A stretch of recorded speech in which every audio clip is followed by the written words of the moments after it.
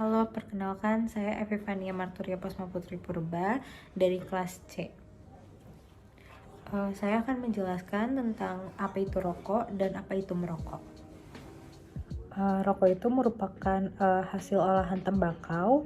Dia itu berbentuknya silindris dan panjang dan biasanya itu berisi zat-zat aktif. Untuk rokok itu ada beberapa macam, ada rokok filter, rokok kretek, rokok cerutu, terus rokok Arab dan rokok pipa.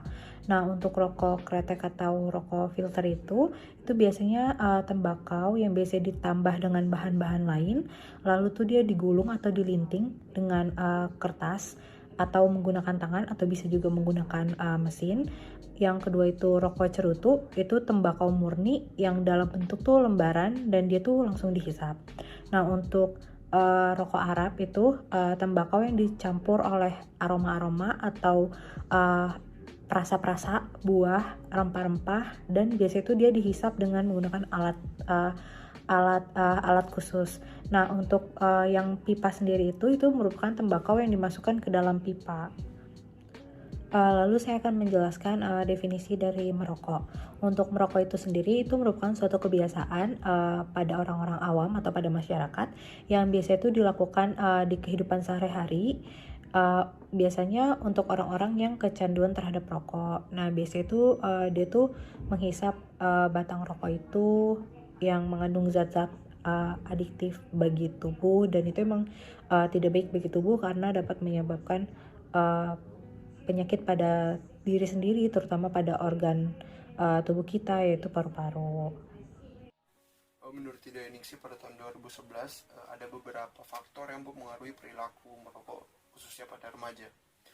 Yang pertama adalah karena faktor dari pengaruh orang tua, dimana kita tahu orang tua ini sebagai pembina dan juga pembimbing pembentukan karakter seorang remaja, yang dimana kalau orang tuanya merokok, tentunya remaja tersebut akan mengikuti perilaku orang tuanya tersebut dengan sangat mudah.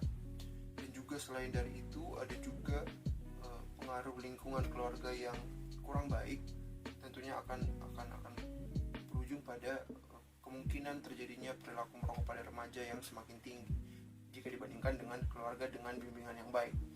Lalu yang kedua, yang berikutnya, selain dari tadi faktor pengaruh orang tua, ada juga dari pengaruh teman.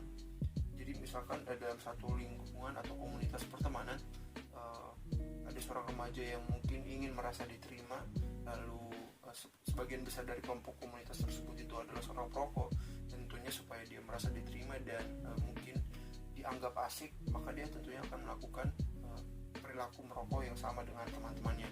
Lalu yang berikutnya adalah karena ada faktor kepribadian, khususnya bagi remaja ini sangat melekat pada remaja, masalah kepribadian. Jadi perilaku merokok pada remaja ini berkaitan sama yang namanya krisis aspek psikososial yang dialami pada masa perkembangan. Itu biasa kita sebut dengan masa-masa mencari jati diri. Lalu yang berikutnya, selain dari faktor kepribadian tersebut, ada juga karena dari pengaruh iklan.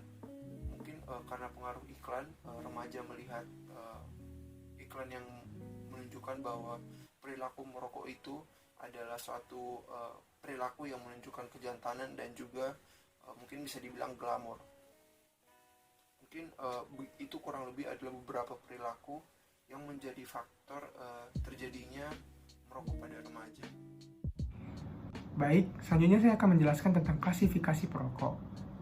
Jadi, ada beberapa cara untuk mengklasifikasikan intensitas seseorang dalam kegiatan merokok. Salah satunya adalah yang dilakukan Sitepu pada tahun 1999. Sitepu melakukan klasifikasi perokok berdasarkan jumlah rokok yang dikonsumsi setiap harinya. Klasifikasi ini membagi perokok menjadi 3 golongan perokok, yaitu perokok ringan, perokok sedang, dan perokok berat. Perokok ringan adalah perokok yang mengonsumsi 1 hingga 10 batang per harinya. Sedangkan perokok sedang adalah seseorang yang mengkonsumsi rokok 11 batang hingga 24 batang per harinya. Dan perokok berat adalah seseorang yang mengkonsumsi rokok lebih dari 24 batang per harinya. Penggunaan jumlah rokok dikonsumsi sebagai dasar klasifikasi juga dilakukan oleh Mutadin dengan penambahan intensitas atau waktu merokok sebagai dasar klasifikasinya.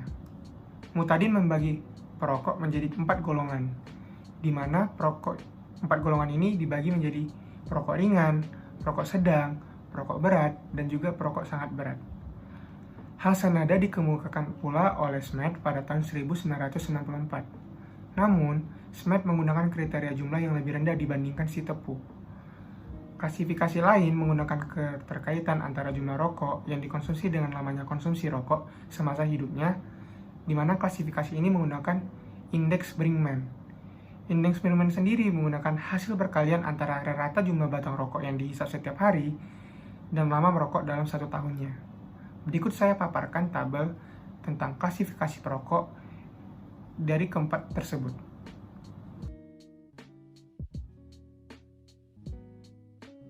Baik, selanjutnya saya akan memaparkan persentase merokok pada penduduk umur lebih dari 15 tahun menurut provinsinya. Di mana provinsi pertama diduduki oleh Provinsi Lampung dengan nilai persentase 33,43%. Lalu yang kedua itu ada Provinsi Jawa Barat dengan nilai 32,55%. Dan yang ketiga itu diduduki oleh Provinsi Bengkulu dengan nilai 32,31%. Untuk DKI Jakarta sendiri, itu nilainya 25,75%.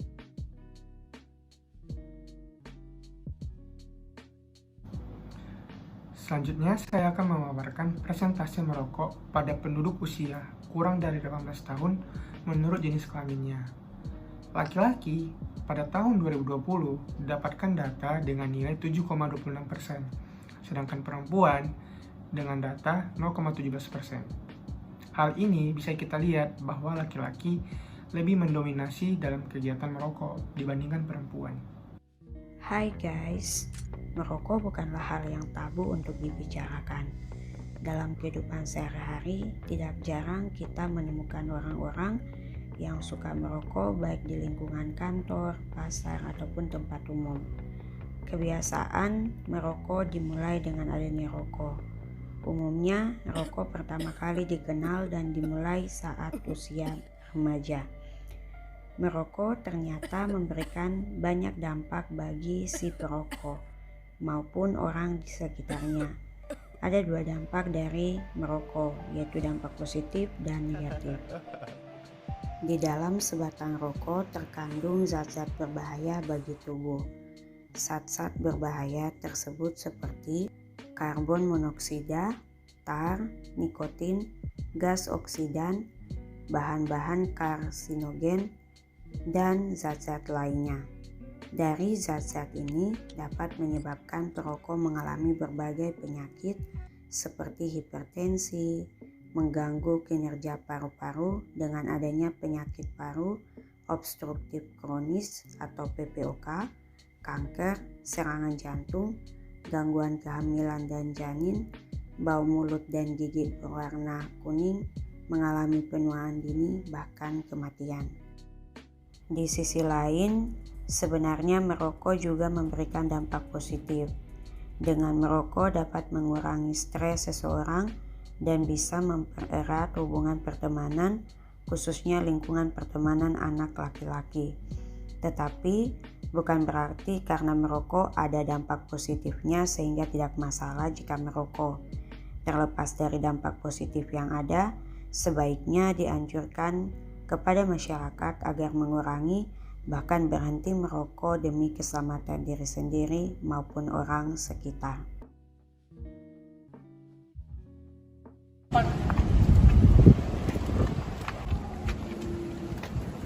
Woi, Pit. Sini, Pit. Apa? Ngerokok. Biasa, saya bensin. Oke, gue liat asik juga lu orang.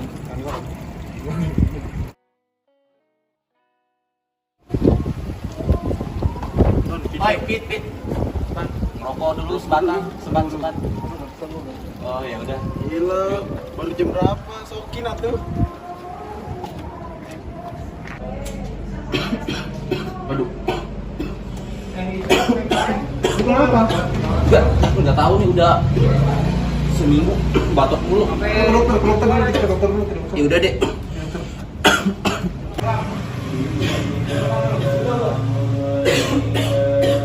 Dokter ini teman saya, Dok.